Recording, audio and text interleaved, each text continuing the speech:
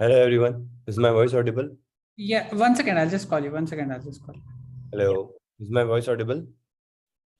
आवाज आ रही है आप सभी को? Yes, sir. Okay. Good morning everyone.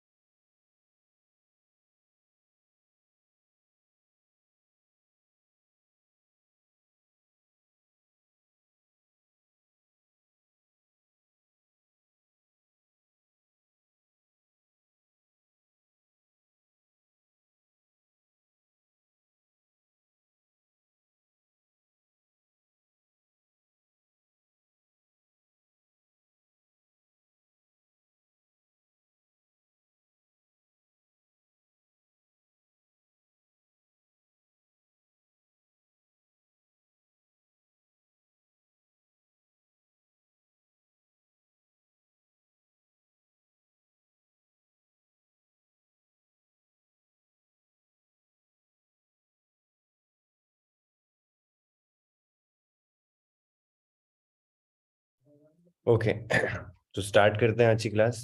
Very good morning, very good morning. How are you? अभी पहले से काफी बेटर हूँ। तो स्टार्ट करते हैं। प्रीवियस क्लास में मैंने आपको कुछ टास्क दिया था। प्रोग्राम्स बना लिए आप लोगों ने, मेरे साथ शेयर 4-5 लोग नहीं किए थे।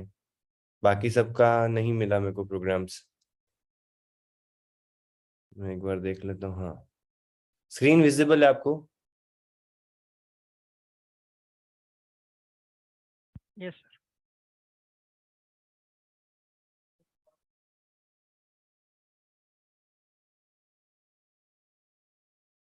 ओके, तो हम एक एक करके प्रॉब्लम सॉल्व करते हैं, फिर अपन आगे टॉपिक्स पे चलेंगे। ठीक है। तो मेरे ख्याल से add, subtraction, division, multiplication, choice वाला, इसमें इफ एल्स वाला कंडीशन लगा के if else if else if else if वाला भी हमने देख लिया। ऑड इवन करके देख लिया, प्राइम नंबर देख लिया, आर्मस्ट्रांग नंबर देख लिया। फिर मैंने आपको कुछ प्रॉब्लम्स दी थी कि यार अगर रेंज दे रखी हो कि यार 200 से लेके 400 के बीच में प्राइम नंबर निकालो, 200 से लेके 400 के बीच में जो आर्मस्ट्रांग नंबर है वो निकालो, ऑड नंबर है वो निकालो, या इवन नंबर है वो निकालो। फिर मेरा एक और क्वेश्चन था कि फर्स्ट एन टर्म्स, पहली 10 टर्म या पहली 20 टर्म निकाल दो आप प्राइम नंबर्स की, आर्मस्ट्रांग नंबर की। तो डिफरेंट डिफरेंट लेयर थी इन प्रोग्राम्स की। मतलब हमने प्रोग्राम्स तो कर लिए कि प्राइम नंबर कैसे निकालना है। अब क्या कर रहा हूं मैं, उसमें मॉडिफिकेशन दिया ताकि आप अपना वो लॉजिक बिल्ड कर पाओ कि यार ये चीज तो आ गई, अब इसी के अंदर मेरे को ये चेंजेस करने हो तो मैं कैसे चेंज कर पाऊंगा। ठीक है। और ये 4 प्रोग्राम्स में 2 चीजें और ऐड करनी थी, मतलब 8 अलग अलग प्रोग्राम्स बन जाते हैं आपके इसके। तो जिन्होंने कर लिया वेल एंड गुड है, जिन्होंने नहीं किया है मैं आज वाली क्लास में करके बताऊंगा किस तरीके से आपको इसको अप्रोच करना है। फिर मैंने आपको कहा था फेबोनाची सीरीज फैक्टोरियल करने के लिए, तो वो भी हम देखेंगे किस तरीके से आपको अप्रोच करना है। ठीक है। तो हम आ जाते हैं यहाँ पे। राइटिंग पैड में है ना अपन, एक बार मैं राइटिंग पैड कनेक्ट कर देता हूँ। सबसे पहले ना अपन को अप्रोच देखना है कि हम किस तरीके से इन प्रोग्राम्स को अप्रोच करने वाले हैं, क्योंकि ये बहुत इंपॉर्टेंट हो जाता है।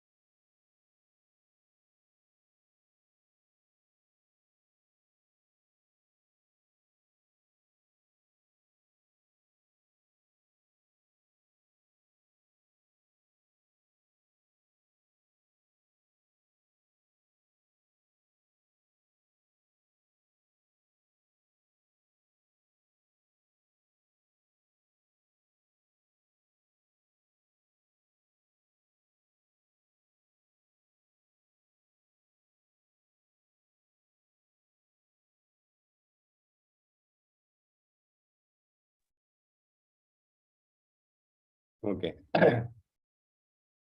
विजिबल है ना आप सभी को? तो पहला क्वेश्चन जो हम देखने वाले हैं वो ये है कि अगर हमारे पास में एक रेंज हो, रेंज मींस रेंज में दो फैक्टर्स होते हैं, एक होता है लोअर लिमिट, एक होता है अपर लिमिट।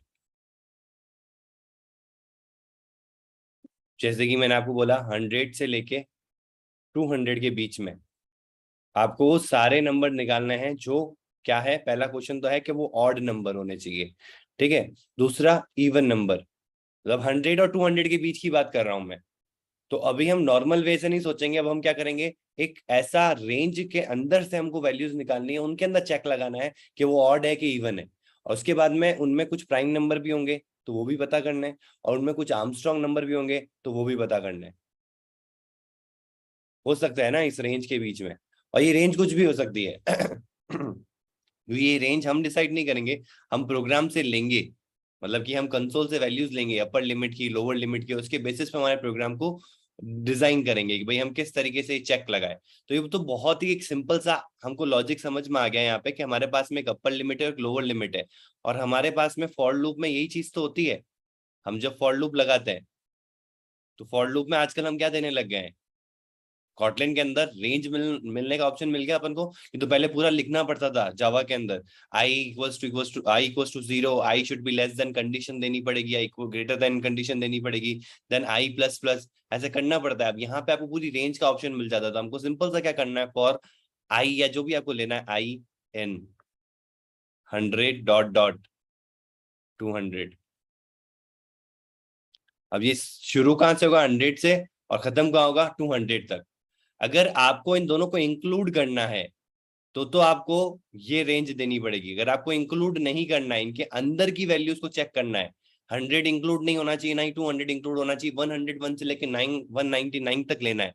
तो जो भी यहाँ पे आपकी ये होती लोअर लिमिट, तो लोअर लिमिट +1 से शुरुआत करनी है, डॉट डॉट, या फिर आप क्या कर सकते हो, अंटिल लगा सकते हो, याद है ना, अंटिल यूज कर सकते हैं, और यहाँ पे आ जाएगा आपका अपर लिमिट। तो ये आपकी सिंपल सी कंडीशन बन जाएगी कि जो भी लोअर लिमिट है, जैसे उसने 100 दिया है तो 100 + 1 यानी कि 101 से शुरुआत होगी, और कहां तक चलेगी ये, 199 तक, क्योंकि अंटिल है, अंटिल 200 नहीं हो जाता। तो 200 से पहले तक चलाना है अगर आपको, तो आपको अंटिल लगाना पड़ेगा। अगर डॉट डॉट करोगे तो it will include this particular thing. और ये आपके ऊपर डिपेंड करता है कि यार आपका क्वेश्चन कैसा है। जैसे मेरे को तो इंक्लूड करना है, 100 को भी करना है, 200 को भी करना है, क्योंकि जब रेंज की बात होती है तो अपर लिमिट लोअर लिमिट। इसमें क्वेश्चन आ जाता है कि हमको इनके बीच के अंदर की वैल्यूज को फाइंड करना है, उनके ऊपर चेक लगाना है, या फिर इनको इंक्लूड करते हुए चेक लगाना है। तो ये भी एक छोटा सा क्वेश्चन है, और ये क्वेश्चन में ही घुमा फिरा के पूछा जाएगा। तो आपको ये चीज का नॉलेज होना चाहिए, और ये चीज का प्रोएक्टिव माइंड होना चाहिए कि यहाँ पे क्वेश्चन क्या पूछ रहा है। क्योंकि ये देखो, मैं ये छोटी छोटी चीजें क्यों बता रहा हूँ, क्योंकि ये है ना, जब आप किसी भी इंटरव्यू में जाते हो तो ये छोटे से प्रोग्राम्स आपको दे दिए जाते हैं, और उसमें क्या होता है, आपको behind the scene, behind the logic सब पता होता है। लेकिन क्वेश्चन में वो ऐसा आउट ऑफ द बॉक्स कुछ चीज डाल देंगे जिससे कि उस पूरे सेंटेंस का मतलब ही चेंज हो जाएगा। अब वो कुछ क्वेश्चन ऐसा पूछ रहे हैं कि जिसमें वो चाहते नहीं है कि अपर लिमिट और लोअर लिमिट को आपको इंक्लूड करना है, उसके बीच की वैल्यू निकालनी है। और आपने जो लूप लगाया उसमें आपने क्या कर दिया, 100 और 200 से लगा दिया। बाकी सब कुछ सही है, 99% आपका जो सोल्यूशन होगा बिल्कुल सही होगा, लेकिन लास्ट में आती वो रिजल्ट खराब हो जाएगा, क्योंकि उनको चाहिए था 101 से लेके 199 के जो वैल्यूज है इनको चेक लगाना था, जबकि आपने 100 को भी इंक्लूड कर दिया, 200 को भी इंक्लूड कर दिया। तो ये आपको बहुत अच्छे से क्वेश्चन में समझना पड़ेगा कि what he wants in question, कि अपर लिमिट को इंक्लूड करना है, लोअर लिमिट को इंक्लूड करना है या नहीं करना है। मैं सिर्फ ये फ्लेवर्स बता रहा हूँ आपको क्वेश्चंस के, ताकि आपको ये आइडिया रहे कि एक क्वेश्चन को ना 10 तरीके से पूछा जा सकता है। अगर आपका लॉजिक स्ट्रांग है और लॉजिक बिल्ड होने लग गया है, तो आप उसको अपने हिसाब से मैनिपुलेट कर सकते हो, मॉडिफाई कर सकते हो। This is what a developer, जो डेवलपर ग्रो करता है वो यही चीजें करता है। समझ पा रहे हो इस चीज को? तो ये हमारा फॉर लूप हो जाएगा, जिससे कि हम रेंज का प्रॉब्लम सॉल्व कर पाएंगे। तो एक बार करके देख लेते हैं, फिर वापस आते हैं दूसरे क्वेश्चन में, ताकि आपको हाथों हाथ ना सॉल्यूशन भी दिमाग में रहे। तो हम एक नया प्रोजेक्ट ही खोल लेते हैं यहाँ पे ना, मतलब नया एक फाइल खोल लेते हैं। न्यू आउटलाइन फाइल कहाँ है ये, प्रोग्राम्स।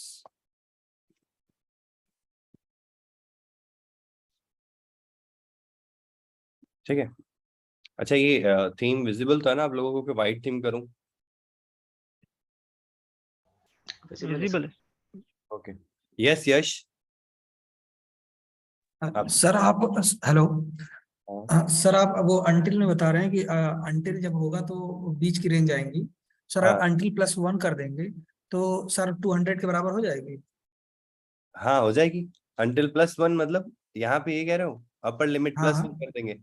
हाँ हाँ, तो हाँ। ऑब्वियसली 200 हो जाएगी, क्योंकि सर देखो वैलिड अपर। रहेगा सिंटेक्स? क्या कह रहे हो?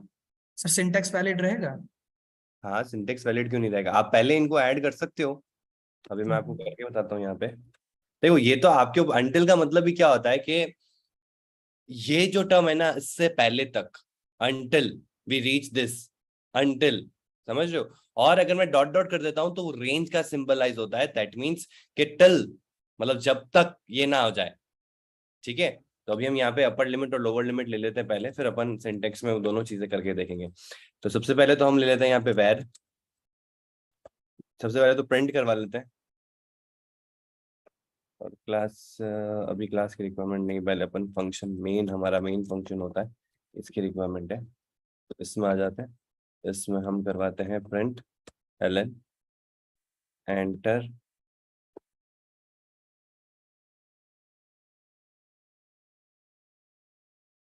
The lower limit of the range. ठीक है। और यहाँ पे हम ले लेते हैं स्कैनर। ये तो याद है ना सबको, भूल तो नहीं गया ये चीज? स्कैनर, स्कैनर याद क्लास ऑब्जेक्ट याद है। बनाएंगे सिस्टम।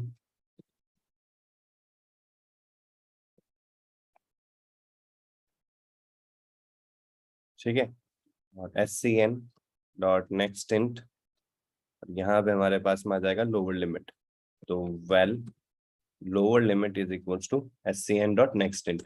अब आ जाते हैं वेल, पहले प्रिंट करवा देते हैं।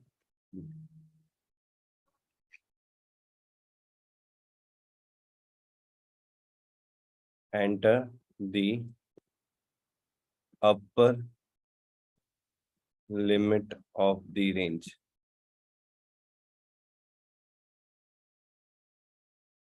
ठीक है। और यहाँ पे हम निकाल लेंगे upper limit scn dot next int. तो हमारे पास में अपर लिमिट भी आ चुकी है और लोअर लिमिट भी आ चुकी है। अब हम क्या करेंगे, यहाँ पे लूप चलाएंगे। तो पहले हम लूप ही चलाते हैं, चेक वेक बाद में करेंगे। एक सेकेंड ना।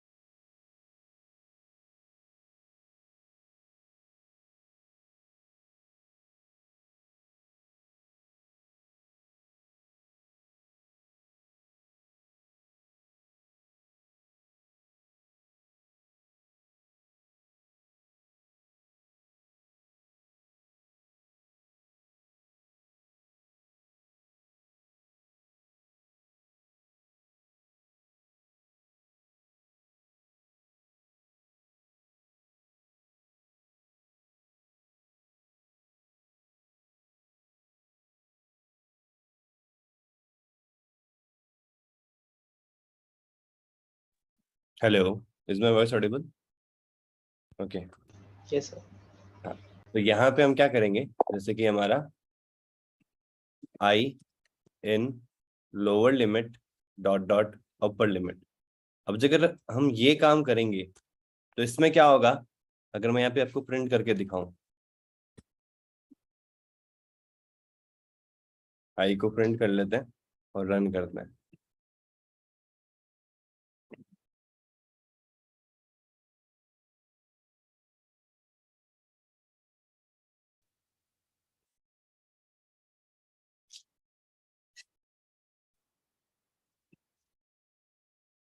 लोअर लिमिट कर देता हूँ 100, अपर लिमिट कर देता हूँ 200,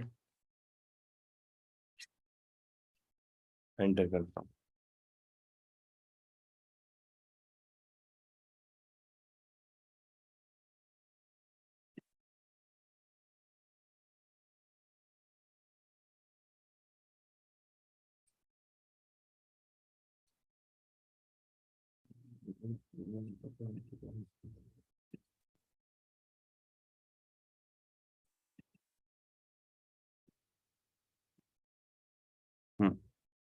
आ गया।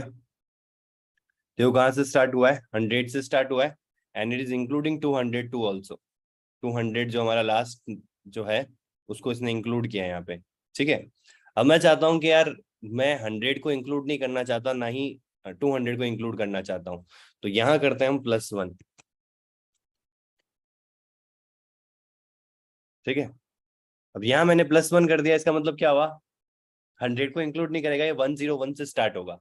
तो स्टार्ट करते हैं। अभी 200 वाला कुछ भी नहीं किया है मैंने।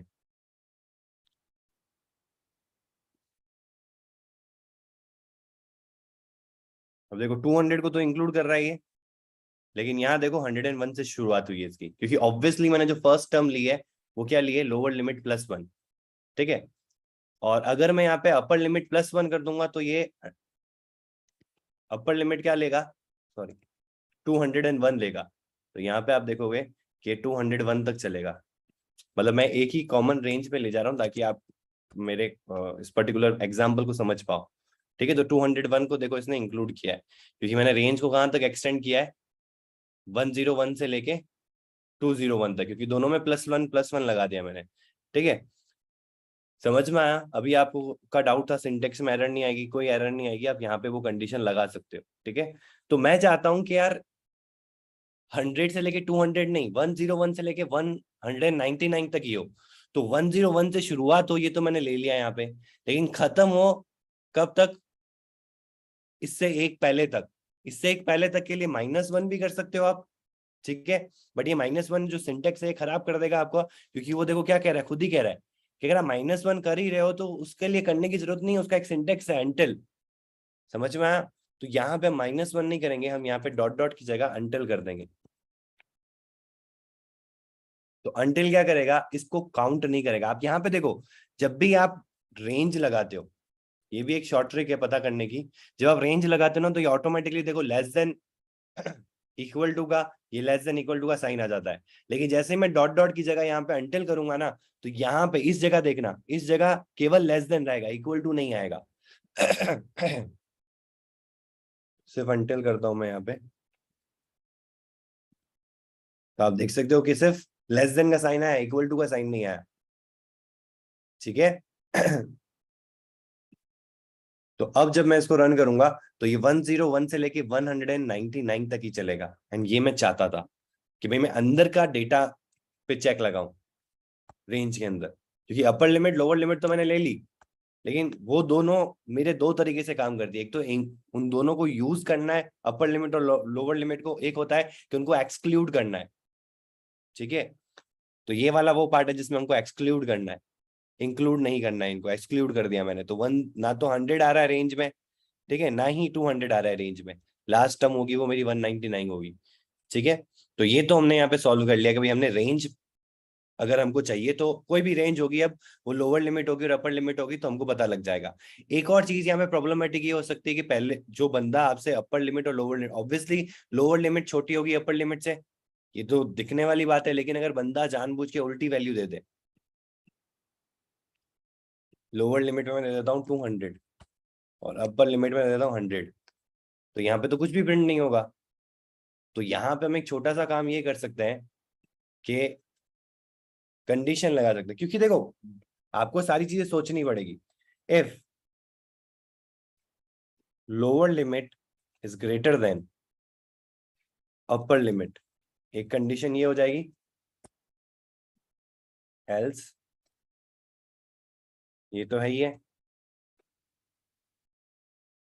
मतलब जब लोअर लिमिट अपर लिमिट के ग्रेटर है, ये कब होगा, जब यहाँ पे 300 दे दिया और यहाँ पे 200 दे दिया, जो कि पॉसिबल ही नहीं है, बट उसने दे तो दिया। या तो आप एरर थ्रो कर दो यहाँ पे, प्लीज प्रोवाइड, जैसे कि हम प्रिंट एलएन कर सकते हैं। मैं सारी जो प्रॉब्लम्स आ सकती है ना एक क्वेश्चन के अंदर, वो सारे वेरिएशंस आपको बता रहा हूं मैं, ठीक है। हम सीधा सीधा भी चल सकते हैं, लेकिन सीधा सीधा से क्या होगा कि आपको एक ही तरीका पता होगा। आपके दिमाग में क्वेश्चंस आते रहने चाहिए कि अगर ऐसा कुछ हुआ तो क्या होगा, ऐसा कुछ हुआ तो क्या होगा, तो अपने प्रोग्राम को उस तरीके से हैंडल करना है। और ये वे ऑफ थिंकिंग आपको ना, जब आप ऐप डेवलप करोगे ना, तब भी आपको काम में आएगी। क्योंकि जब भी हम ऐप डेवलप करते हैं ना, तो हम ये सोच के चलते हैं कि यूजर ने अगर ऐसा किया तो हमारी ऐप के अंदर, तो उसके लिए हमको पहले से ये ट्राई कैच लगाना पड़ेगा, उसके लिए हमको ये कंडीशन लगानी पड़ेगी, क्योंकि यूजर तो ये काम कर सकता है। वो बेस्ट केस होगा कि वो सही सही चीजें करे, लेकिन वर्स्ट केस को भी देखते हुए हमको चलना पड़ेगा।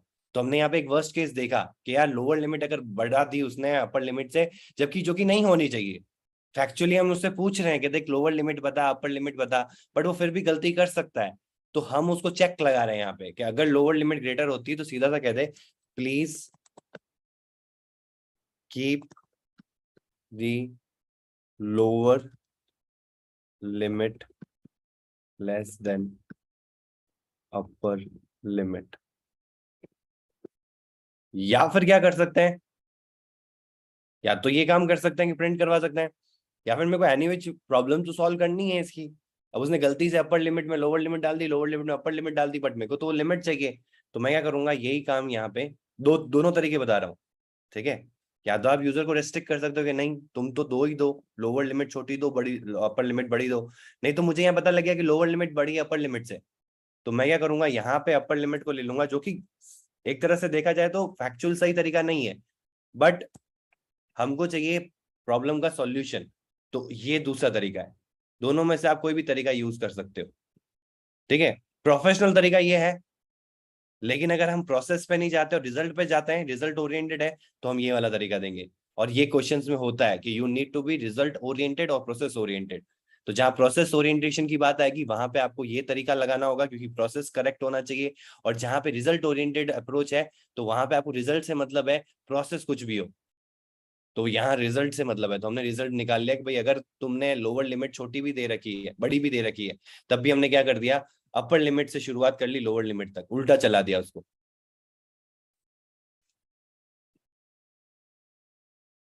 हाँ, ये स्वैप कर सकते हो, बिल्कुल सही शयन, ठीक है। ये वैसे पॉसिबिलिटीज बता रहा हूँ, क्योंकि ये क्वेश्चंस पूछे जाते हैं, और ये हमेशा आपको ध्यान रखना होगा कि पूछने वाला रिजल्ट ओरिएंटेड पूछ रहा है या आपका प्रोसेस ओरिएंटेड पूछ रहा है। मोस्ट ऑफ द केसेस में प्रोफेशनल अप्रोच जो होती है वो प्रोसेस ओरिएंटेड होती है।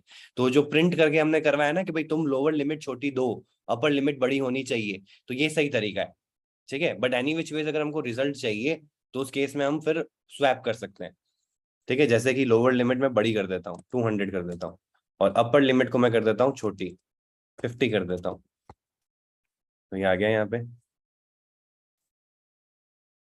51 से स्टार्ट हुआ, और कहाँ तक चल रहा है, 199 तक चल रहा है, ठीक है। तो हमारा ये प्रॉब्लम तो सॉल्व हो गया, ठीक है।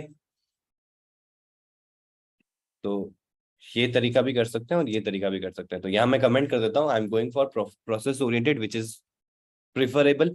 आप प्रोग्रामिंग लैंग्वेज, आप जब भी खुद का कोड बनाओगे तब भी यही तरीका सही है।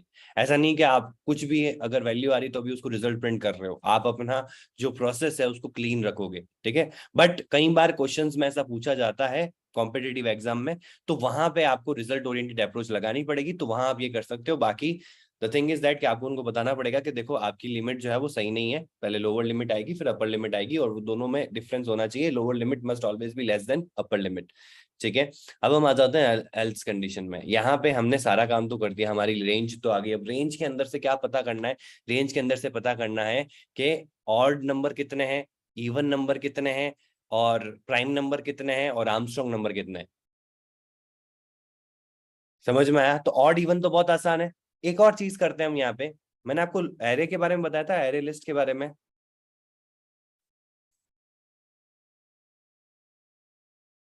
जल्दी बताओ, एरे लिस्ट पढ़ चुके हैं अपन? No sir. देखो, ओके, समझते हैं अपन एरे क्या होती है। ठीक है, हमने डेटा टाइप देखे थे। डेटा टाइप का काम क्या होता है, मतलब वेरिएबल्स का काम क्या होता है? वैल्यू स्टोर करना। वैल्यू स्टोर करने का काम होता है। ये एक वैल्यू को स्टोर करते हैं of that particular data type जो हमने मेंशन कर रखा होता है, जिस पर्टिकुलर क्लास को हमने मेंशन कर रखा होता है, जैसे कि इंट, जो भी इंट, स्ट्रिंग, जो भी हम यहाँ पे लेना चाहते हैं। ठीक है, तो ये वैल्यू को स्टोर करने के लिए काम में आता है। अब ये क्या करता है, एक सिंगल वैल्यू को स्टोर करता है। ऑब्वियसली यहाँ पे एक सिंगल वैल्यू को स्टोर किया जा रहा है, जैसे कि नाम है तो एक ही नाम आप स्टोर कर सकते हो। ठीक है, रोल नंबर है तो एक ही रोल नंबर आप स्टोर कर सकते हो। आप क्या होगे कि अगर आपको 10 करने तो 10 वेरिएबल्स ले लो, बिल्कुल सही बात है। आपको 100 लेने तो आप 100 वेरिएबल्स ले लो। बट अगर आप लॉजिकली सोचो तो 100 नाम में स्टोर करने के लिए मैं 100 वेरिएबल्स लूं, इससे अच्छा कोई ऐसी चीज हो जो एक साथ 100 को स्टोर करवा दे, तो वो बेटर तरीका है। मतलब आप इस तरीके को इस तरीके से समझना कि आप टिकट लेने गए, आप अकेले ही मूवी देखने चाहते हो तो आप एक ही टिकट लोगे। लेकिन आपके 10 फ्रेंड्स हैं। तो कभी ऐसा होता है क्या?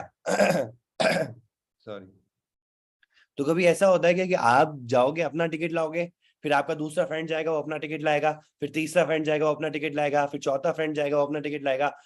कभी भी ऐसा नहीं होगा। आप सॉरी,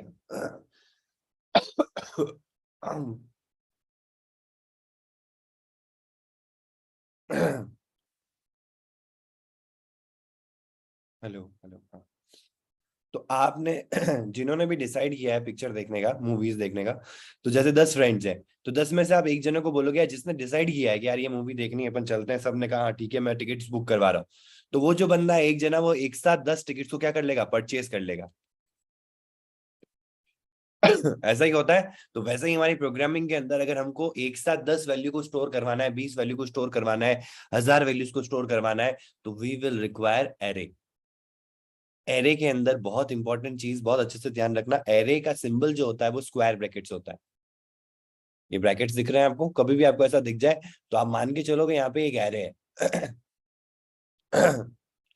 और एरे के अंदर जो इंडेक्स होता है, अब इंडेक्स क्यों होता है, क्योंकि देखो 10 मल्टीपल वैल्यू स्टोर होगी, तो हम पता कैसे करेंगे कौन सी वैल्यू किस नंबर पे स्टोर्ड है, तो इसमें इंडेक्सिंग होती है। तो एरे के अंदर अगर हम देखें तो इस तरीके से डेटा स्टोर होता है।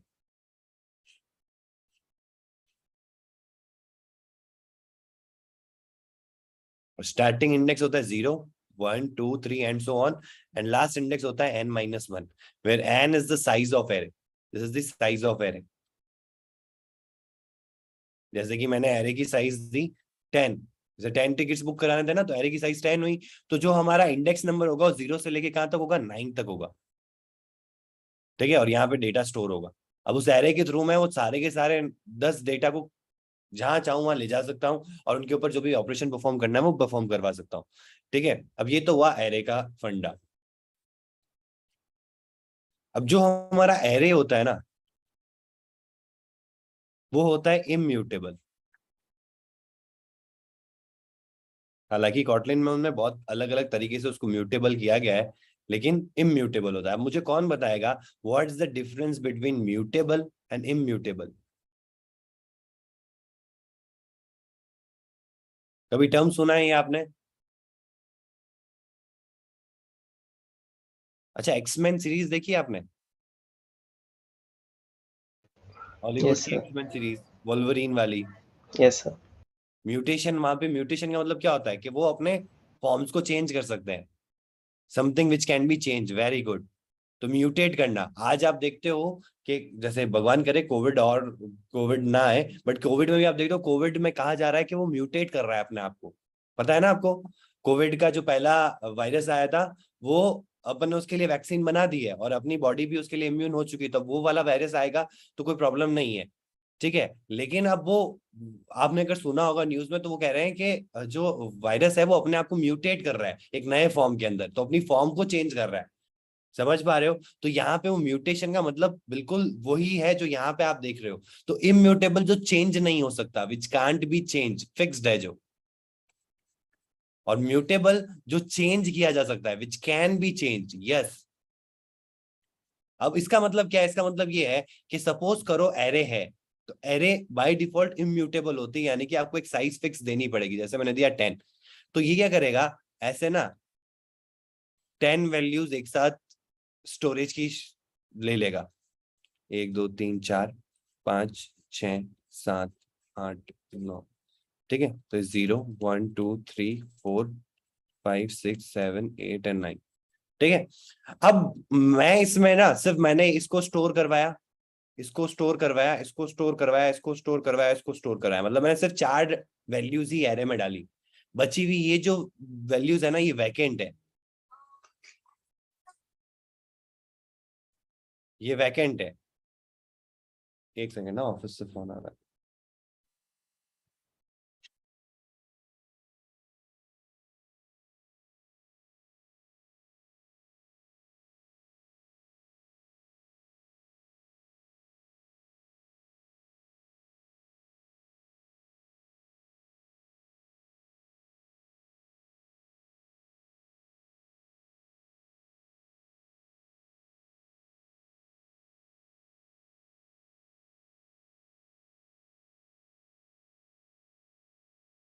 हेलो, हेलो, यस शयन, आपने हैंड रेज किया, क्या हुआ है? सर कॉटलिन में अगर लाइक मान लो कि मतलब 0 1 2 3 4 positions like we have assigned a value, and हाँ, after that like 5 6 7 8 we have kept it empty directly, like we have filled position number 9. Can we do that, or like will it throw an error? No you can't do that, because यहाँ पे जो आपका size है ना, इसमें आप इस particular, जैसे ही इसमें आप कुछ भी वैल्यूज ऐड करते हो, तो यहाँ पे ये इंडेक्स इस डायरेक्शन में फिल अप करते हैं कि भाई आप जैसे जैसे ऐड करते जाओगे, या आप एक टाइम में जितनी भी वैल्यूज इसमें डालते हो, वो वैल्यूज एक साथ इस ऑर्डर में स्टोर होती है, ऑर्डर्ड वे में, ठीक है। आप ये चीज इसमें कर सकते हो, म्यूटेबल में। आगे मैं बताऊंगा म्यूटेबल जो होता है, म्यूटेबल जिसमें हम एरे लिस्ट का यूज करते हैं, उसमें हम इंडेक्सेस चेंज कर सकते हैं। भाई मेरे को इस जगह पे इसके बीच में कुछ वैल्यू को स्टोर करवाना है, इधर कुछ वैल्यू को स्टोर करवाना है, तो वो हम करवा सकते हैं। उसी का मेन इंपॉर्टेंस है यहाँ पे, क्योंकि देखो जो चीज चेंज नहीं हो सकती वो एक बार में ऐड होगी, तो एक बार में ऐड होगी तो एक ऑर्डर के साथ ही ऐड होगी। तो एक ऑर्डर में मतलब जो पहली पहली वैल्यूज ऐड हो रही है वो 0 पे, दूसरी जो हो रही है फर्स्ट पे, इस तरीके से ऐड होगी, ठीक है। अब आ जाते हैं हम वापस इसके ऊपर। तो ये जो चीज है ये वैकेंट है, वैकेंट है मतलब कि खाली है। और क्योंकि ये मेमोरी एलोकेटेड है, पूरा का पूरा मेमोरी तो स्पेस एलोकेटेड है, लेकिन इसमें वैल्यूज जो फिल्ड अप है वो इतनी है। अब दूसरे एंड पे मतलब ये इस तरीके से हुआ कि आपने क्या किया, जैसे कि फॉर एग्जांपल अभी भोला मूवी लगने वाली है, ठीक है। आपने 10 टिकट्स बुक करवा ली अपने फ्रेंड्स की, और जिस दिन आप मूवी देखने गए उस दिन से 5 दोस्त ही अवेलेबल थे। बाकी बचे हुए जो 5 फ्रेंड्स है, उनका कोई ना कोई रीजन से वो ना आ पाए, ठीक है। तो अब क्या हुआ कि आपका जो, आपने तो 10 टिकट्स बुक करवा लिए थे, अब आप 5 जन नहीं हो तो 5 सीट्स तो वैकेंट्स हैं।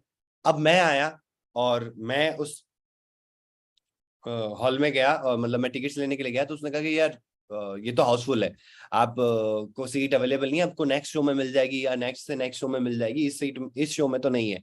बट एक्चुअल में देखो तो यहाँ पे अवेलेबिलिटी है, आपके वो 5 फ्रेंड्स तो नहीं आए। अगर वो 5 फ्रेंड्स नहीं आए हैं तो ये जगह तो वैकेंट पड़ी है। बट यहाँ पे एक प्रॉब्लम है, और वही सेम प्रॉब्लम जब हम प्रोग्राम करते हैं तब भी आती है। तो अगर हम एरे को लेते हैं, नॉर्मल एरे को, तो वहां पे हमको एक फिक्स्ड है कि भाई अगर हमको 10 आइटम्स लेने तो 10 आइटम्स देने ही है, ठीक है। अब इस चीज को चेंज करने के लिए, क्योंकि एरे की बाय डिफॉल्ट प्रॉपर्टी जो होती है वो इम्यूटेबल होती है, तो इस केस में आता है हमारे पास में एरे लिस्ट। ये बहुत इंपॉर्टेंट है, क्योंकि थ्रू आउट द प्रोग्रामिंग हम ज्यादातर जो चीज यूज करने वाले हैं वो एरे लिस्ट है। क्योंकि देखो, मेरे को मेरे throughout the program 20 items को स्टोर करवाना है, या 25 को स्टोर करवाना है, या 100 को स्टोर करवाना है, या 10 को स्टोर करवाना है, और चेंज होता रहेगा। तो मैं अपने डेटा को स्टोर करवाना भी चाहता हूँ, उसमें चेंज भी करवाना चाहता हूँ, रन टाइम में अपडेट भी करवाना चाहता हूँ। तो ये सारी चीजें तभी हो सकती है जब मल्टीपल वैल्यू को जो स्टोर कर रहा है वो अपने आप को म्यूटेट कर पाए। अगर वो म्यूटेट नहीं कर पाएगा तो मेरे लिए हर बार नई एरे को मैनेज करना बहुत मुश्किल हो जाएगा। तो इसके लिए हमारे पास में आता है एरे लिस्ट। एरे लिस्ट इस तरीके से फंक्शन करता है। Array list is a combination of, अगर हम देखें तो is a combination of array plus link list. अच्छा, किसी को लिंक लिस्ट के बारे में आइडिया है? Anybody here knows link list? पढ़ा है कभी इस टाइप का data type, linked list? The memory of the, I mean, the first का जो memory ये है, like it will be pointing to its next. Very good. Will not, it's not a contiguous storage of memory. It's a non-contiguous storage of memory. Very good. ये आपका है continuous है, जहाँ पे एक साथ वैल्यू स्टोर होती है. लिंक लिस्ट में क्या होता है कि आप एक जगह वैल्यू स्टोर करते हो, साथ साथ आप नेक्स्ट लिंक का जो एड्रेस है वो स्टोर करते हो. तो इसमें जो फ्लो रहता है ना वो कुछ इस तरीके से रहता है. ये ऐसे नोड्स बनते हैं, जैसे कि ये हमारा डेटा है and then this the address of second node. ये जैसे ए नोड है तो यहाँ पे एड्रेस होगा बी नोड का, एड्रेस ऑफ बी नोड. ठीक है, यहाँ पे होगा बी का डेटा, बट यहाँ एड्रेस होगा सी का.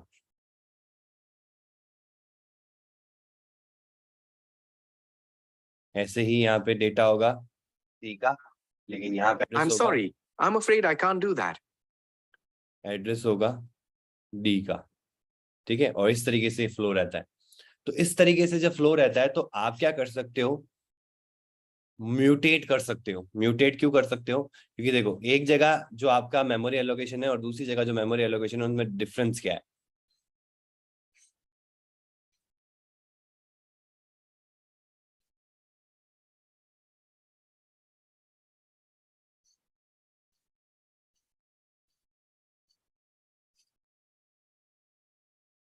सपोज करो कि एक एरे को स्टोर करना है और उस एरे के अंदर मेरे को 5 एलिमेंट्स को स्टोर करना है. जो मेमोरी ब्लॉक है हमारा,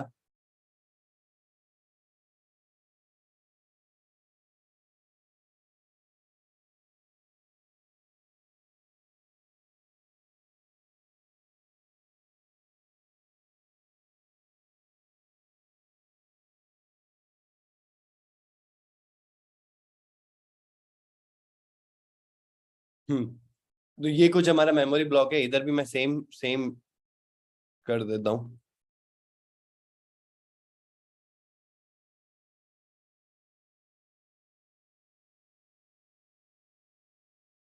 ये जो मैं क्रॉस क्रॉस कर रहा हूँ ये सब मेमोरी ब्लॉक्स फिल्ड है. ठीक है, मेमोरी स्पेस एलोकेटेड है. ठीक है, अब हमारे पास में एरे आया ऑफ लेंथ 5 स्टोर करने के लिए. तो यहाँ पे अगर मैं देखूं तो एक साथ मेरे को 5 ब्लॉक्स नहीं मिल रहा जिसमें मैं इस एरे को स्टोर कर सकता हूं. तो ये स्टोरेज नहीं हो पाएगा.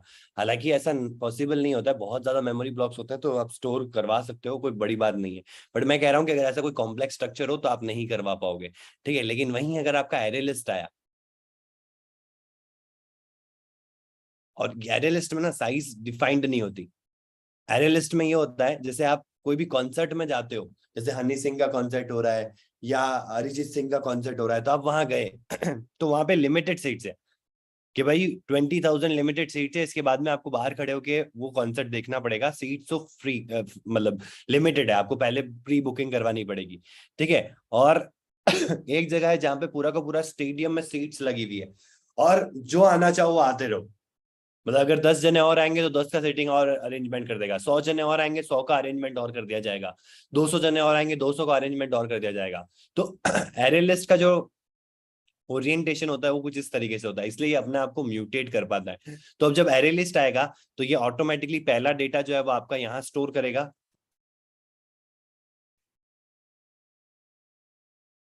और साथ ही साथ दूसरे का एड्रेस भी स्टोर करेगा जहां पे दूसरा नोड उसका स्टोर्ड है.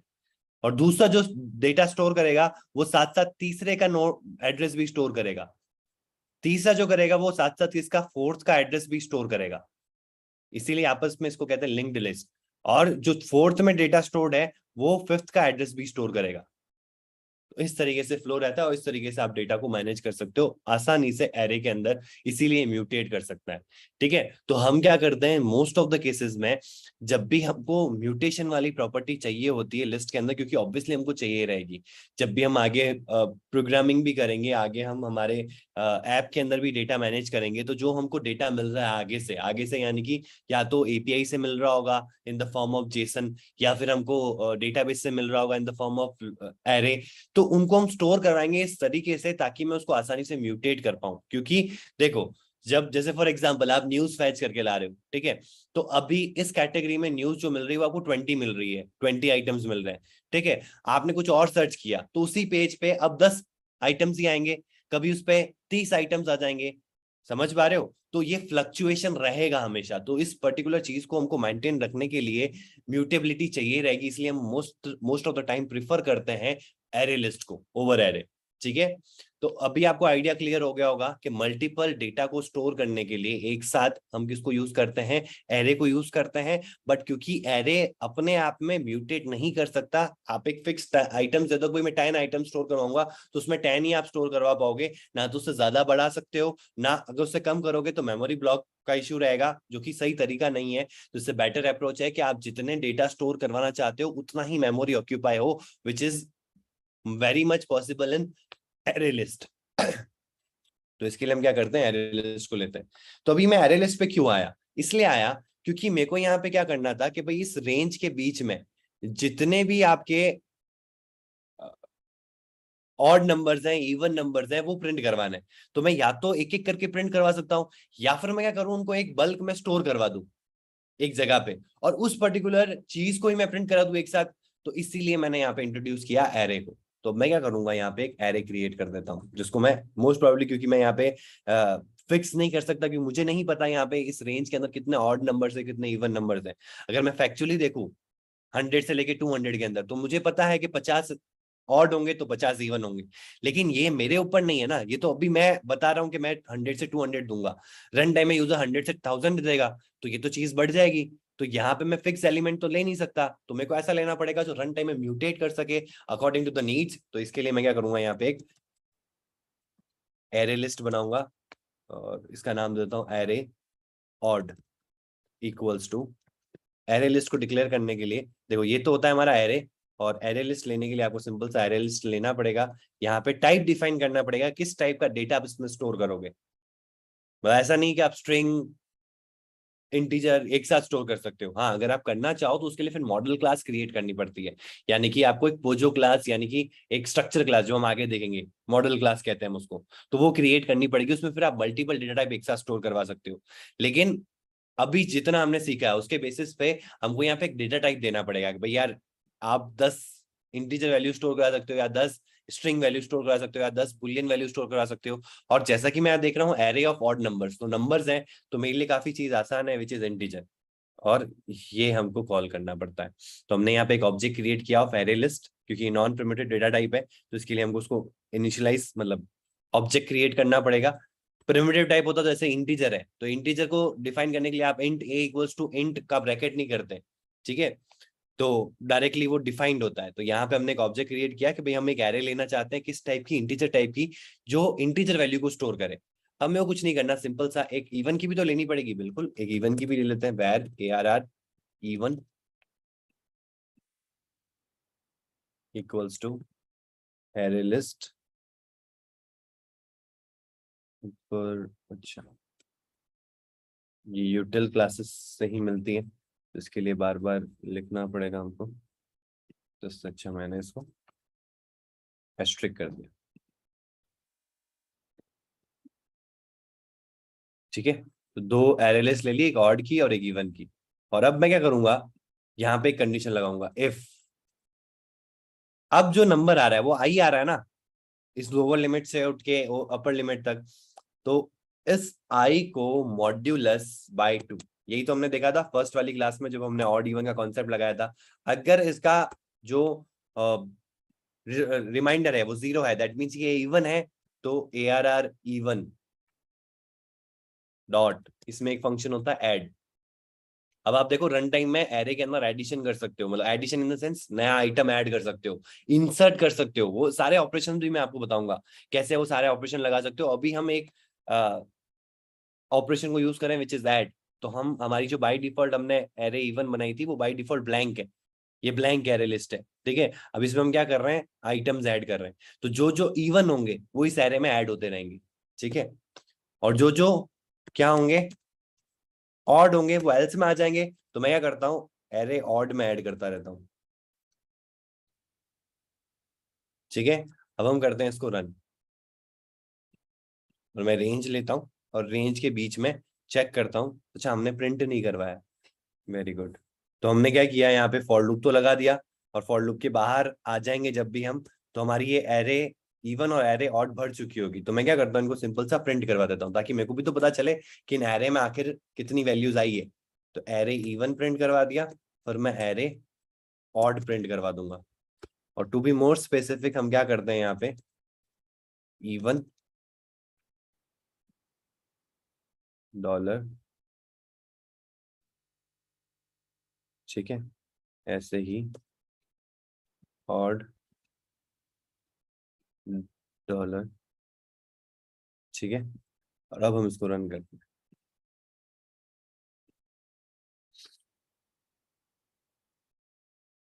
तो यहाँ पे हम रेंज ले लेते हैं 100, इसको कर देता हूँ मैं 200, ठीक है। तो आप देख सकते हैं 100 को इंक्लूड नहीं किया गया, जैसा कि हमने कंडीशन रखी थी 101 से स्टार्ट हो रहा था, इसलिए 200 भी नहीं आएगा, देख रहे हो आप। और जो हमारे इवन है, इवन में देख लो आप, सारे के सारे इवन नंबर आ गए। तो रेंज के अंदर भी हम फाइंड कर सकते हैं कि भाई ये इस रेंज के अंदर के इवन नंबर्स हैं। अब ये तो इवन और ऑड हुआ, हमको तो प्राइम नंबर और आर्मस्ट्रांग नंबर भी तो फाइंड करना है, तो कोई दिक्कत नहीं। हमने प्रीवियस टू प्रीवियस क्लास के अंदर हमने कहीं ना कहीं एक प्रोग्राम बनाया था, याद है आपको कि भूल गए? हमने प्राइम नंबर वाला काम किया था, हमने इवन नंबर वाला काम, सॉरी आर्मस्ट्रांग नंबर वाला काम किया था, और मैंने कहा था कि आप यहाँ पे ना एक फंक्शन बना सकते हो। ये स्टार्टिंग रेंज थी हमारी, और हमने यहाँ पे सिंपल सा चेक आर्मस्ट्रांग नंबर का एक फंक्शन बना दिया था, याद है ना ये सभी को? ये हमने क्लास में किया था। तो जो भी हमारा लॉजिक था प्राइम नंबर का, वो मैंने एक फंक्शन में डाल दिया, तो हमारे लिए क्या हो गया, आसान हो गया। आज भी मैं क्या कर रहा हूँ, उसी फंक्शन को यहाँ से उठा रहा हूँ, क्योंकि ये हम 2 बार कर चुके हैं।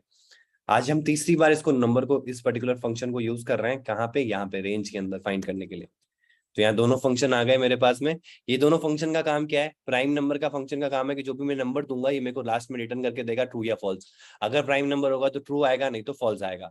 और अगर चेक आर्मस्ट्रांग नंबर को मैं नंबर दूंगा, तो लास्ट में मेरे को क्या देगा, अगर ये आर्मस्ट्रांग नंबर हुआ तो रिजल्ट क्या आएगा, मतलब रिटर्न क्या आएगा, ट्रू आएगा, नहीं तो फॉल्स आएगा।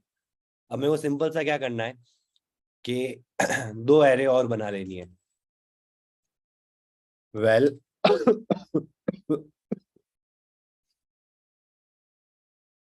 एरे प्राइम,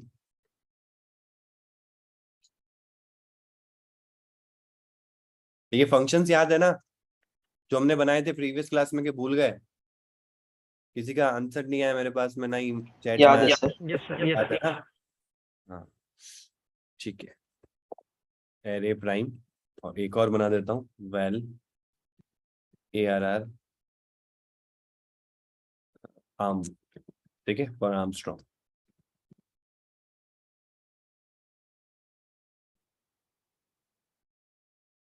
ठीक है, तो ये दोनों एरे लिस्ट हमने बना दी। अब हम यहाँ पे, ये तो हमारी अपर लिमिट और लोअर लिमिट का कॉन्टेस्ट हो रहा है यहाँ पे, तो ये तो चेक हो गया। इस रेंज के अंदर इवन है तो इवन में ऐड होता जाएगा, ऑड है तो ऑड में ऐड होता जाएगा। वही नंबर, मतलब ये पहले कैसे चलेगा, 101 फॉर एग्जांपल, लोअर लिमिट 100 है तो 101 आएगा। तो 101 को जब 2 से डिवाइड किया जाएगा तो वो क्या होगा, 2 से डिवाइड नहीं होगा, तो वो एरे ऑड में ऐड हो जाएगा। ठीक है, अब 101 अभी भी है, तो 101 को मेरे को चेक करना है फॉर प्राइम नंबर ऑल्सो। तो हम क्या करेंगे, यहीं पे लगा देंगे इफ चेक प्राइम नंबर, और साथ में आई को भेज देंगे, तो जो भी नंबर आएगा वो हमको पता कर देगा। मतलब ये फंक्शन मेरे को रिटर्न में ट्रू या फॉल्स देगा। अगर ट्रू देता है दैट मीन्स वो प्राइम नंबर है, तो मैं क्या करूंगा, एरे प्राइम में इसको ऐड कर दूंगा। ठीक है, अब यहाँ पे एल्स की कोई जरूरत नहीं है, क्योंकि अगर वो प्राइम नंबर नहीं है तो मुझे कोई फर्क नहीं पड़ता। ऊपर क्यों किया था आपने एल्स, क्योंकि अगर वो इवन नहीं है तो वो ऑड होगा। लेकिन यहाँ पे कोई जरूरी नहीं कि अगर वो प्राइम नंबर नहीं है तो वो क्या होगा, कुछ भी नहीं हो सकता। जरूरी थोड़ा ना कि वो प्राइम नंबर नहीं है तो कुछ और होगा ही होगा, वो कुछ भी नहीं हो सकता। तो मैं यहाँ पे एल्स नहीं दे रहा हूँ, ऐसे ही मैं सेम कंडीशन लगाऊंगा, इफ चेक आर्मस्ट्रांग नंबर, यहाँ पे भी आई दूंगा, यहाँ पे ARR,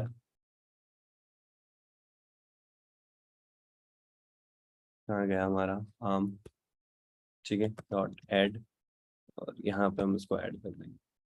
ठीक है, तो अब हमने क्या दे दिया कि भाई अगर प्राइम नंबर है तो प्राइम में ऐड डाल देना, अगर आर्मस्ट्रांग नंबर है तो आर्मस्ट्रांग में ऐड कर देना। और जब हम बाहर आ रहे हैं तो हम जैसे हमने इनको प्रिंट करवाया, वैसे हम इन दोनों को प्रिंट करवा देते हैं। ये हो जाएगा हमारा प्राइम नंबर के लिए, ये हो जाएगा हमारा आर्मस्ट्रॉन्ग नंबर के लिए ARR प्राइम, और ये हो जाएगा ARR आर्म। ठीक है, अभी एक छोटा सा प्रोग्राम बन गया जिसमें जो भी आप रेंज दोगे, ये प्रोग्राम क्या करेगा, उस रेंज के बीच में जितने भी ऑड नंबर होंगे, इवन नंबर होंगे, प्राइम नंबर होंगे और आर्मस्ट्रॉन्ग नंबर होंगे, उनको एक अलग अलग एरे में लाके आपको दिखा देगा। ठीक है, तो मैं यहाँ पे रेंज लेता हूँ, पहले तो अपनी 100 और 200 वाली लेते हैं, फिर हम रेंज को भी बढ़ाएंगे। ठीक है, तो देखो हम चेक कर लेते हैं, इवन नंबर आ गए, पहले भी आ रहे थे, ये ऑड नंबर भी आ गए। ठीक है, प्राइम नंबर आप देख सकते हो, ये सारे प्राइम नंबर है, आप खुद से चेक लगाओगे तो ये प्राइम नंबर मिलेंगे आपको, कोई भी किसी से भी ऐड डिवाइड नहीं होगा, खुद से या 1 से। ठीक है, और इसमें रेंज में सिर्फ एक ही आर्मस्ट्रॉन्ग नंबर आता है, वो है 153, जो हमने देखा भी था। ठीक है, 153 होता है, तो 153 आर्मस्ट्रॉन्ग नंबर होता है, ये खुद ही लेके आया। तो हम तो सिर्फ क्या कर रहे हैं, इसको रेंज के अंदर का नंबर ला के दे रहे हैं, जो प्राइम नंबर होगा वो अपने आप एरे में ऐड हो जाएगा, जो आर्मस्ट्रॉन्ग नंबर होगा वो अपने आप एरे में ऐड हो जाएगा। ठीक है, अब इसको वापस रन करते हैं और थोड़ा रेंज बढ़ाते हैं, देखते हैं क्या मल्टीपल और आते हैं क्या। तो मैं यहाँ पे रेंज दे देता हूँ 50 से लेके 800। तो ये 50 से लेके 800 के बीच में जितने भी आपके इवन थे वो इवन आ गए, फिर ये आपके ऑड नंबर्स आ गए। ठीक है, देन आपके प्राइम नंबर्स आ गए, और ये होते हैं आपके आर्मस्ट्रॉन्ग नंबर। अगर आप चेक करना चाहो तो आप चेक कर सकते हो, ये तो हमने चेक किया ही था, 153 को चेक किया था, 370 को किया था, 371 को किया था, 407 को करोगे तो वो भी हो जाएगा। एक और चीज, आर्मस्ट्रॉन्ग नंबर में मैंने आपको एक फन फैक्ट बताया था कि 1 से लेके 9 तक सारे आर्मस्ट्रॉन्ग नंबर होते हैं, 1 की पावर 1, 2 की पावर 1, 3 की पावर 1। तो क्या ये रेंज उसको फैच कर लेता है क्या? तो 0 से मैं स्टार्ट करता हूँ, ये काम अब कर चुके हैं अपन, अपर लिमिट और लोअर लिमिट की जगह अपन ने एक रेंज ली थी 0 से स्टार्ट करने वाली। ठीक है, तो अब मैं यहाँ पे ले लेता हूँ 100, या एक काम करते हैं 200 कर देते हैं। तो देखो आर्मस्ट्रॉन्ग नंबर आ गए, 1 से लेके 9 तक तो आर्मस्ट्रॉन्ग है ये, फिर 153 आ गया, और यहाँ पे आप देख सकते हो ये सारे प्राइम नंबर है आपके, ये इवन और ये ऑड। ठीक है, समझ में आई ये चीज?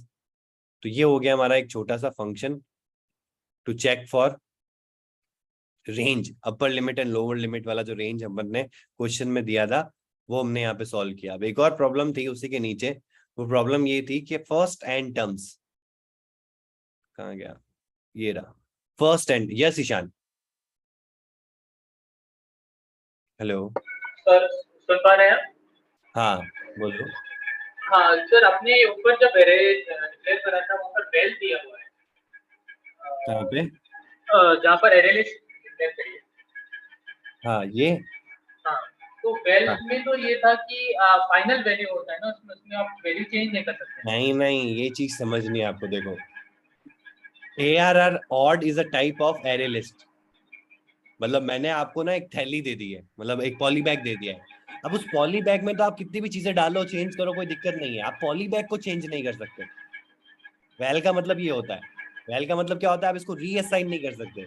यानी कि मैं ARR ऑड इक्वल्स टू एक नई एरे लिस्ट को असाइन नहीं कर सकता इसमें ऑफ स्ट्रिंग, समझ रहे हो? यहाँ पे एरर दे देगा मुझे, well can not be reassign. ठीक है, जी समझ में आया? जी okay, good question, very good question.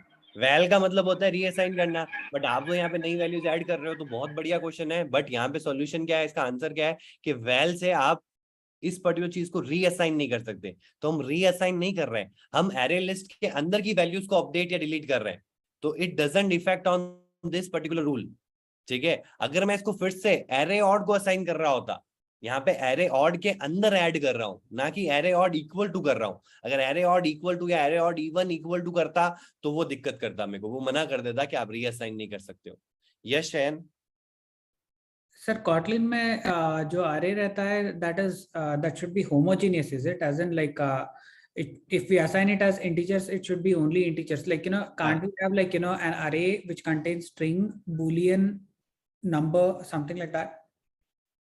उसके लिए आपको ऑब्जेक्ट लेना पड़ेगा, Okay. Array of type object. अगर आप एरे ऑफ टाइप ऑब्जेक्ट लोगे तो उसमें आप कोई भी डेटा टाइप स्टोर करवा सकते हो, क्योंकि इट्स ऑल अबाउट ऑब्जेक्ट, जिसमें एंड्रॉइड सॉरी कॉटलिन के अंदर होता है एनी, यहाँ पे एक टर्म होता है एनी। अब Okay. इसमें आप कुछ भी स्टोर करवा सकते हो। This is an object or an array in that case? Object और array, this is an object. Okay. Okay. We are defining the array list of type of object. Object means कि आप कुछ भी type का data इसमें store करवा सकते हो. हम स्पेसिफाइड नहीं कर रहे हैं, हम इंटीजर कर रहे हैं तो इंटीजर टाइप का ही आएगा. Okay. Okay. ठीक है. और वही अगर हम जावा की बात करते हैं तो जावा के अंदर हम एनी नहीं देते, एनी की जगह वहां होता है ऑब्जेक्ट. तो यहाँ ऑब्जेक्ट मिलेगा नहीं, लेकिन जावा में आप जाओगे तो वहां ऑब्जेक्ट मिलेगा आपको. ठीक है. एंड कॉटलिन के अंदर उस ऑब्जेक्ट को बोलते हैं एनी.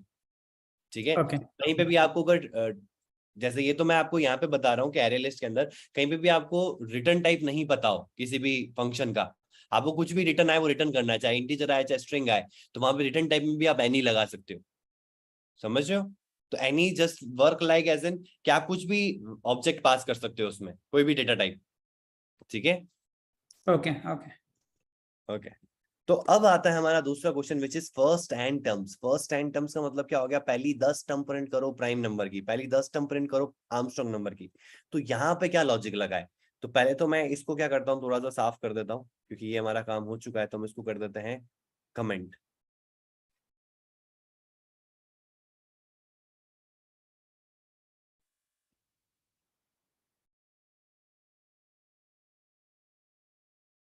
ठीक है. तो उसको मैंने कर दिया कमेंट. और अब आ जाते हैं हम यहाँ पे. और सबसे पहले तो हम यहाँ पे प्रिंट करवा लेते हैं. Println enter enter the number of terms to print. ठीक है. हम यूजर से पूछ रहे हैं कि भाई तुम अपना ना नंबर ऑफ टर्म्स बता लो. ठीक है. तो उसके लिए फिर हमको क्या करना पड़ेगा? अब स्कैनर एक बार यूज में आ रहा तो मैं डायरेक्टली भी यूज कर सकता हूँ. तो टर्म्स ले लेता हूँ. Terms equals to scanner system.in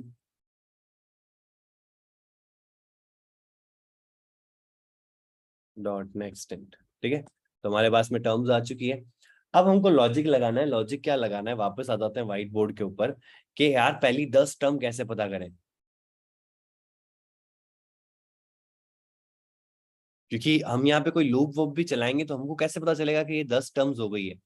क्योंकि देखो पहली 10 टर्म प्रिंट करना हो तो वो एक अलग बात है. पहली 10 टर्म प्रिंट करने के लिए हम क्या कर सकते हैं कि भाई 0 से लेके n तक चलाओ जो भी टर्म्स है तो वैल्यूज प्रिंट हो जाएगी. तो 1 2 से लेके जो भी आपकी n तक टर्म है वो प्रिंट हो जाएगी. लेकिन यहाँ पे हमको वो नहीं चाहिए. यहाँ पे चाहिए कि पहली 10 प्राइम नंबर प्रिंट करने. तो मुझे नहीं पता पहले 10 प्राइम नंबर किस रेंज में आएंगे. जैसे पहले 10 आर्मस्ट्रांग नंबर कितने रेंज में आएंगे मुझे कोई आइडिया नहीं है. तो मुझे क्या करना पड़ेगा? हर एक नंबर को चेक करते रहना पड़ेगा. और मुझे एक लॉजिक भी लगाना पड़ेगा. वो लॉजिक क्या होगा कि जैसे ही कोई प्राइम नंबर हो जाता है तो मुझे अपना एक टर्म काउंट लेना पड़ेगा. मेरा term which is my terms. ठीक है. जो उसने बोला है, जो यूजर ने बोला है कि यार इतने n टर्म्स प्रिंट करना है, वो एक अलग है. मैंने अपना खुद का एक टर्म लिया जो कि स्टार्ट हो रहा है 0 से. अभी मेरा कोई भी एक टर्म प्रिंट नहीं हुआ है. जैसे ही एक प्राइम नंबर मिलेगा मुझे तो मैं इस टर्म को क्या कर दूंगा? प्लस प्लस कर दूंगा माई टर्म को. ठीक है. इस तरीके से मेरे जैसे जैसे प्राइम नंबर मिलते जाएंगे वैसे वैसे माई टर्म जो है वो इंक्रीमेंट होता रहेगा. और फिर मैं एक कंडीशन लगा सकता हूं, if my term is less then n terms जो यूजर ने दिए, तब तक ये काम करते रहो. कौन सा वाला? जो हमको चेक लगाना है प्राइम नंबर का. और नीचे हम क्या करेंगे कि अगर कोई प्राइम नंबर है तो एक कंडीशन होगी प्राइम नंबर वाली. अगर कोई प्राइम नंबर मिल जाता है हमको, ठीक है, तो इसमें हम क्या कर देंगे? इसमें हम कर देंगे जो हमारा माई टर्म है, अभी मैं आपको बताऊंगा, माई टर्म प्लस प्लस कर देंगे. ठीक है. ये काम तो चल जाएगा, लेकिन एक चीज और चाहिएगी. वो चीज होगी एक नंबर जो 0 से स्टार्ट होगा और जो चलता रहना चाहिए. समझ रहे हो? मतलब 0 1 2 3 4 ऐसे जब तक चलता रहे वो चलता रहे, नंबर चलता रहे. हमको एक नंबर उठाना है, चेक लगाना है. अगर वो प्राइम नंबर है तो हमको क्या कर देना है? जो मेरा टर्म है वो हमारा इंक्रीमेंट हो गया है, एक टर्म इंक्रीमेंट हो गया है. और मुझे ये टर्म कब तक ले जाना है? जब तक कि n टर्म्स कंप्लीट नहीं हो जाते. क्योंकि हमने यूजर से वादा किया ना कि हम आपको पहले n टर्म्स ला के देंगे. तो पहले n टर्म्स का मतलब क्या हुआ? 0 से स्टार्ट करना है. तो जितने टर्म्स भी आते जा रहे हैं जो प्राइम नंबर है, तो वो मेरे माई टर्म को क्या करते रहेंगे? इंक्रीमेंट करते रहेंगे. और जैसे ये कंडीशन बराबर आ जाएगी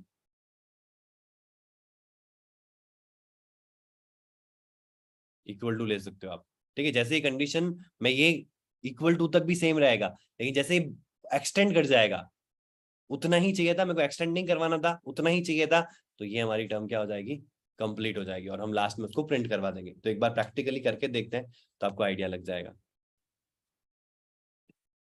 तो यहाँ पे आते हैं, हम यहाँ पे क्या लेंगे, यूजर की टर्म्स आ चुकी है, ठीक है। तो मैं इसको इस तरीके से प्रेजेंट करता हूँ, you terms which is user terms.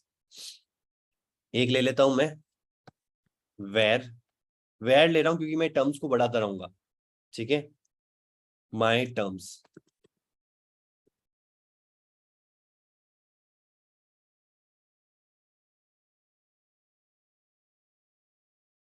Equals to 0, ठीक है। अभी मेरी टर्म 0 है, यूजर की टर्म्स इतनी है, मेरे को यहां तक पहुंचना है मेरी टर्म्स को लेके, ठीक है। दूसरा क्या करेंगे, एक नंबर लेंगे, वेर नंबर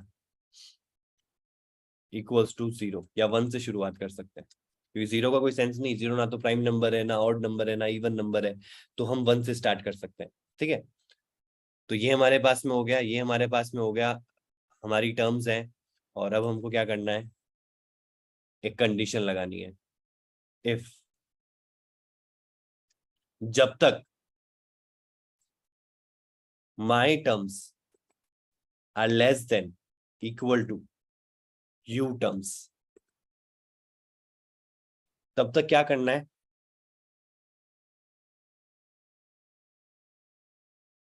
ये लूप कंडीशन चेक होती रहेगी, ठीक है। अब इफ नहीं होगा, यहाँ पे लूप चलाना है, तो वाइल ले लेंगे, while m terms is less than u terms, तो लूप चलेगा यहाँ पे, जब तक ये लेस देन है तब तक ये चलता रहेगा, ठीक है। और इसके अंदर हम क्या करेंगे, हम एक कंडीशन लगाएंगे, इफ, बहुत बेसिक कंडीशन बता रहा हूं मैं आपको, इफ जो हमारा नंबर है, अब पहले ना अपन ऑड इवन से शुरुआत कर लेते हैं, ठीक है, तो हमारे लिए इजी हो जाएगा, फिर अपन प्राइम नंबर पे आ जाएंगे, आर्मस्ट्रॉन्ग नंबर पे भी आ जाएंगे। तो %2 इज इक्वल टू 0। अगर नंबर जो है वो 2 से हो जाता है तो वो इवन नंबर होगा, तो हम क्या कर देंगे, यहाँ पे हम पहले इवन टर्म्स ले रहे हैं, तो सिर्फ फर्स्ट 10 इवन टर्म्स निकाल रहा हूं मैं, तो यहाँ पे मैं एक ले लूंगा array val ARR even equals to array list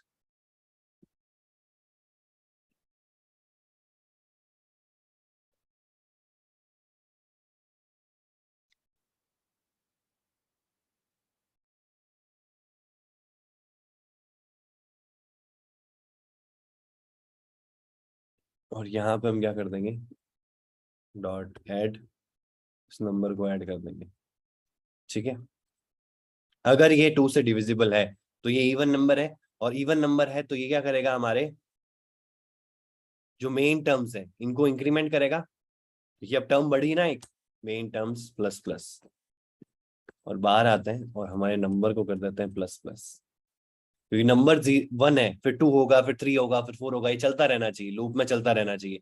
इस लूप के अंदर जैसे ही कोई भी ये कंडीशन ट्रू करेगा, तो वो कंडीशन में मेरी एम टर्म जो है वो प्लस प्लस हो जाएगी। तो एम टर्म कितनी है, अभी 0 है, फिर 1 हो गई, फिर 2 हो गई, फिर 3 हो गई, और यूजर ने टर्म्स दी 10, तो 10 तक आएगा, तब तक ये चलता रहेगा।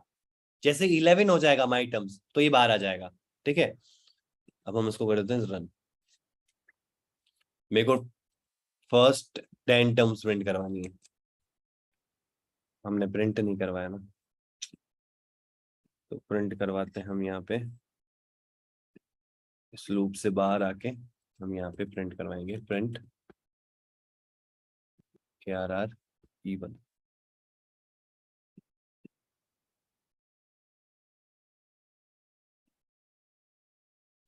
आ गई 2 4 6 8। अब यहाँ पे काउंट करना, 1 2 3 4 5 6 7 8 9 10 11। 11 क्यों हुई, समझना इस चीज को बहुत अच्छे से। हमने यहाँ पे देखो एम टर्म्स कितनी लिए, 0 से स्टार्ट करी है, ठीक है, और यहाँ पे हम इक्वल टू ले रहे हैं, तो ये वही वाली कंडीशन नहीं होगी, 0 से लेके एंड तक, तो टर्म्स है 10, तो 10 तक टर्म्स लेनी है। तो अगर आप 0 से टर्म को स्टार्ट कर रहे हो, या तो 1 से स्टार्ट करो, तब तो इक्वल टू वैलिड है, या तो यहाँ पे 1 हो तब तो ये सम ये चीज इक्वल है, कोई दिक्कत नहीं है। लेकिन अगर आप 0 से स्टार्ट कर रहे हो तो फिर इक्वल नहीं होगा, फिर लेस देन वाला कॉन्सेप्ट हो जाएगा, अनटिल वाला जो रेंज के अंदर होता था हमारे। ठीक है, और हम उसको वापस रन करके देखते हैं तो क्या एक चीज मिस आउट होती है। तो अभी आप देख सकते हो फर्स्ट 10 इवन नंबर्स आ गए हमारे पास में, 5 6 7 8 9 10, ये पूरी 2 की टेबल आ गई हमारे पास में। ठीक है, तो फर्स्ट n टर्म्स आ रहे हैं इवन के केस में। ऑड का केस चेक करना हो तो हम यहाँ क्या कर देंगे, नॉट इक्वल्स टू 0, और यहाँ पे एरे इवन की जगह एरे ऑड ले लेंगे।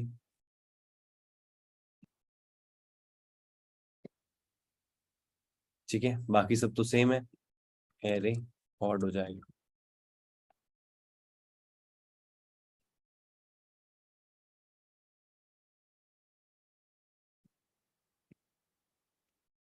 ये आपके ऑड नंबर आ गए। अब मेरा एक क्वेश्चन है आपसे कि यार आपने इन दोनों को एक साथ क्यों नहीं किया, ऑड इवन दोनों एक साथ ले लेते, क्या मैं ले सकता था? Please repeat for better understanding. कौन सी चीज नहीं समझ में आई? पहले देखो मेरा क्वेश्चन समझो। मेरा क्वेश्चन ये है कि यहाँ पे मैंने इवन के लिए अलग किया, फिर इवन को हटा के मैंने ऑड का काम किया, जबकि रेंज वाले कॉन्सेप्ट में तो मैंने आपको एक ही अंदर चारों चीजें करवा दी, ऑड इवन प्राइम नंबर है आर्मस्ट्रांग नंबर। लेकिन यहाँ पे मैं इवन के लिए अलग कर रहा हूँ, ऑड के लिए अलग कर रहा हूँ। क्यों कर रहा हूँ ऐसा, समझो इस चीज को, क्योंकि हमारे पास में टर्म्स है। क्योंकि जो ऑड नंबर होगा वो एक टर्म को बढ़ा देगा, लेकिन वो इवन नंबर तो नहीं है तो वो टर्म को नहीं बढ़ाएगा। अगर मैं दोनों को एक साथ करूंगा तो 5 टर्म्स ही आएगी, 5 ऑड की 5 इवन की, क्योंकि वो तो किस पे गेम चल रहा है, टर्म्स के ऊपर गेम चल रहा है। या तो मैं यहाँ पे अलग अलग टर्म्स लू, किसकी किसकी, ऑड की अलग टर्म्स, इवन के अलग टर्म्स,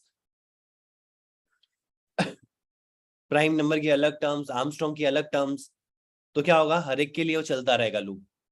समझ में आया? यश आपको कौन सी चीज नहीं समझ में आई, कौन सा पार्ट जो है वो समझ में नहीं आया? देखो हमने कुछ नहीं किया, हमने यहाँ पे देखो एक तो यूजर टर्म ली जो यूजर ने दी है। ठीक है, इसको यूजर अगर थोड़ा आपको अलग लग रहा है तो आप एक्चुअल ले लो, एक्चुअल टर्म्स। ठीक है, दीज आर माई टर्म्स, तो मुझे मैच करना है एक्चुअल टर्म्स को, कि भाई एक्चुअल टर्म्स उसने बोला 20 टर्म्स होनी चाहिए, तो 20 टर्म्स होने के लिए मेरे को लूप में चलाता रहना पड़ेगा। और जैसे जैसे वो चीज मैच होती है कि प्राइम नंबर निकलता है या ऑड नंबर निकलता है या इवन नंबर निकलता है, तो मैं इसको प्लस करता रहूं। और ये कब तक हो, जब तक कि वो उससे लेस देन हो। क्योंकि अगर ये बराबर हो गए तो हमारा मोटिव क्लियर हो गया ना, कि भाई हमको 20 टर्म्स चाहिए थे और ये बराबर हो गए, तो 20 टर्म्स आ गए हैं, तो अब इस लूप से बाहर आ जाओ और इसको प्रिंट करा दो उन 20 टर्म्स को। ठीक है, अब एक और कॉन्सेप्ट से समझते हैं यहाँ पे, प्राइम नंबर लेके, ARR प्राइम। ठीक है, अब ये जो हमारा लॉजिक है इसको कर देता हूँ कमेंट। प्राइम में तो सीधा सा हमारे पास में फंडा है कि इफ चेक प्राइम, और यहाँ पे हम नंबर भेज देंगे। अगर ट्रू होता है, ट्रू होगा तो क्या होगा, ARR प्राइम में तो ऐड कर देंगे हम इसको, साथ ही साथ हम क्या करेंगे, यहाँ पे जो हमारी माई टर्म्स है इनको हमको क्या करना पड़ेगा, इंक्रीमेंट करना पड़ेगा। ठीक है, और इफ से बाहर आते हैं तो चाहे वो प्राइम नंबर है या नहीं है, नंबर तो इंक्रीमेंट होना ही चाहिए, तो इसके लिए इफ के बाहर हम नंबर को प्लस प्लस कर देते हैं। ठीक है, और यहाँ पे हम एरे प्राइम को लगा देते हैं। समझ में आया? तो बहुत ही बेसिक सॉल्यूशन अपन ने निकाला है कि भाई यार आपको फर्स्ट एन टर्म्स निकालनी है ना। फर्स्ट एन टर्म्स मतलब कुछ भी हो सकती है, एन टर्म्स मतलब एक नंबर है। जैसे मैं यहाँ पे 50 दे देता हूँ, ठीक है, तो 50 प्राइम नंबर निकलेंगे अब यहाँ पे। ये रहे देखो 50 prime number, you can check it.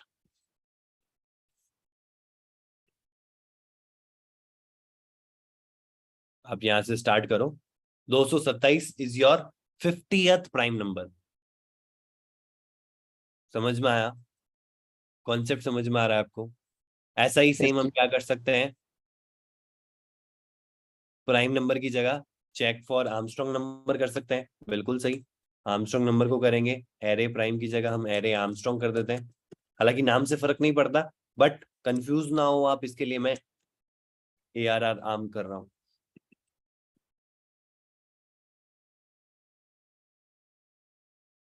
बस सिंपल सा लॉजिक है कि जब कंडीशन ट्रू होगी प्राइम नंबर की, तभी तो हम एक्चुअल में हमारे पास में एक टर्म आ गया है।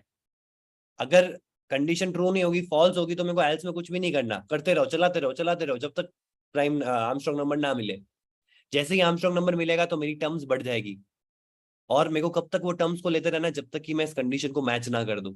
जैसे ही कंडीशन मैच होगी, मैच होते ही लूप टर्मिनेट हो जाएगा, और जितनी टर्म्स आपको चाहिए थी वो टर्म्स हमने फाइंड कर ली है। तो हम इसको रन करते हैं, और रन करते ही हम यहाँ पे दे देते हैं इसको, भाई मेरे को पहली 11 टर्म्स लेके आ जाओ आप। तो ये देखो, ये प्राइम नंबर की 11 टर्म्स है, सॉरी आर्मस्ट्रांग नंबर की 11 टर्म्स है। समझ में आया? Is it clear? अब नेक्स्ट क्लास में हम क्या करेंगे, नेक्स्ट क्लास में हम ये 2 प्रोग्राम्स और है, फिबोनाची सीरीज, फैक्टोरियल, और उसके अंदर भी हम रेंज और फर्स्ट एंड टर्म्स वाला कॉन्सेप्ट देखेंगे, क्योंकि अब आपके लिए क्लियर हो चुका है रेंज में कैसे काम करना है और फर्स्ट एंड टर्म्स में कैसे काम करना है। ठीक है, तो कल वाली क्लास में हम ये वाले प्रोग्राम्स देखेंगे, आगे की स्टार्टिंग के 15 से 20 मिनट या आधा घंटा। उसके बाद हम चलेंगे हमारे नेक्स्ट टॉपिक के ऊपर। फिर मैं आपको कुछ और कल प्रोग्राम्स दूंगा, और जिन्होंने भी कर ली है उन्होंने मेरे साथ शेयर नहीं किए हैं। देखो मैं यहाँ पे बताता हूँ किन किन ने मेरे साथ शेयर किया है। तो आपको जितना भी समझ में आ रहा है ना, आप प्लीज शेयर कर सकते हो, कोई दिक्कत नहीं है। मैं लाइव क्लास में आपको सारे प्रॉब्लम सॉल्व कराऊंगा, बट पहले मैं चाहता हूँ कि आप खुद से ट्राई करो।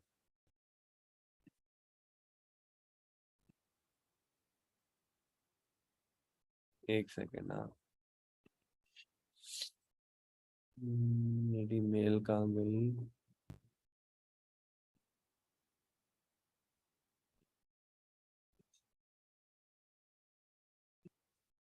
तो देखो मेरे पास में ना यश, वैभव, रंगा, ईशान, इनके शेयर्ड है। यश, इन्होंने मैसेज किया है।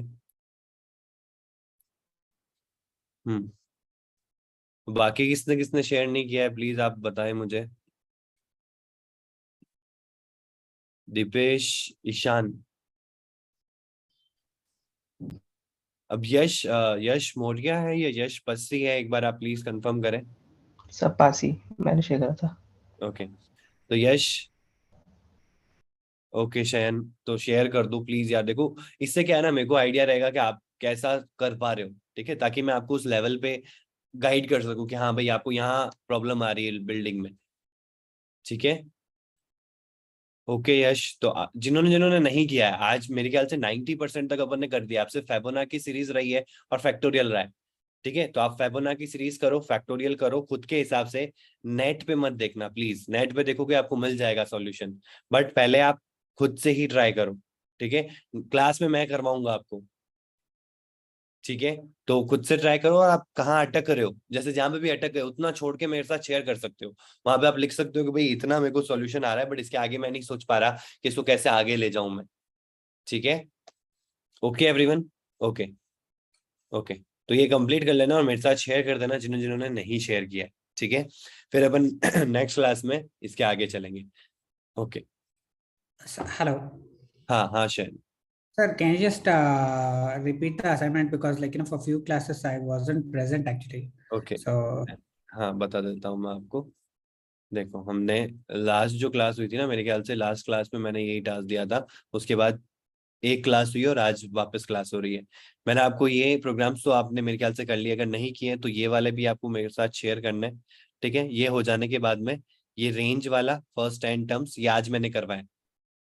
दिस वाला पार्ट आज हमने किया है, prime number, Armstrong number, odd even, यही सेम चीज, prime, Armstrong, odd even, first and terms, और रेंज वाला अपन ने आज कंप्लीट कर दिया है। 5A एंड 5B हमने कर दिया है। 5C एंड 5D है फिबोनाची सीरीज एंड फैक्टोरियल। अब फिबोनाची सीरीज और फैक्टोरियल में भी 2 पार्ट्स हैं। फिबोनाची सीरीज में भी 2 तरीके से करना है, कि एक तो रेंज में आपको बताना है कि भाई 100 की रेंज में जितने भी आपके फिबोनाची सीरीज के आइटम्स हैं 100 से पहले तक, वो बताना है मुझे। ठीक है, एंड टर्म्स में क्या होगा कि मैंने बोला 20 टर्म्स ऑफ फिबोनाची सीरीज, तो 20 टर्म्स ऑफ फिबोनाची सीरीज आपको शो करनी है। ऐसा ही सेम फैक्टोरियल के केस में रहेगा, मतलब फैक्टोरियल केस में तो ऐसा पॉसिबल नहीं है। फैक्टोरियल में सिंपल सा आपका 5 है, तो 5 का फैक्टोरियल होता है 5n इंटू n माइनस 1, ठीक है। और इसके अंदर हम कल एक नया चीज पढ़ेंगे विच इज रिकर्जन। रिकर्जन को हम देखने वाले हैं, तो खुद से ट्राई करना, बहुत सारे तरीके होते हैं करने के, उसमें से एक तरीका रिकर्जन भी होता है, तो वो भी हम समझेंगे रिकर्जन से कैसे करना है, ठीक है। तो ये हमारा टास्क था, ठीक है शयन। Okay sir, okay. ओके, तो ये करके ना मेरे साथ शेयर कर देना। ओके, तो सेशन को एंड करते हैं। Till then stay home, stay safe, have a fantastic day today, good bye, see you.